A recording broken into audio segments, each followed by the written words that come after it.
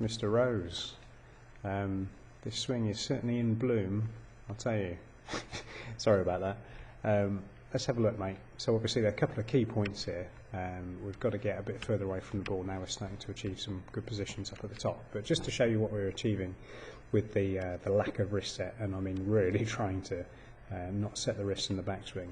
I said it was a bit of a kind of a psychology thing with the sequence, and in terms of trying to set less wrist hinge, you're also giving some extension and some length to the right arm.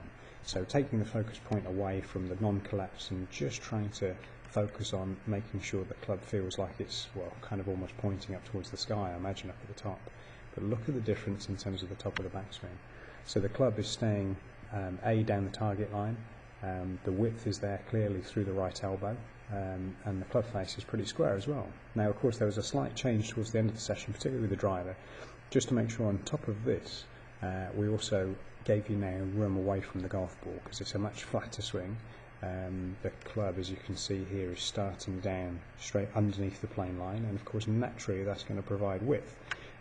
So we have to allow for the fact by getting you to stand further away from the ball, and of course this is also going to help to make sure that you stay more in posture, as opposed to the traditional sense where you're being quite steep and close to the ball and backing away.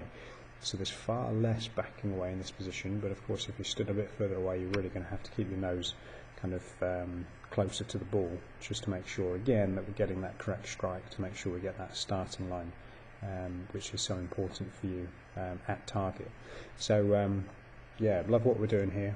Just really got to stay on top of it, keep hammering it home, just to make sure that the movement sticks. That's the important kind of phrase. We've got to make sure that the new movement sticks. But really happy with those positions, mate. So I think you should be thoroughly pleased with that.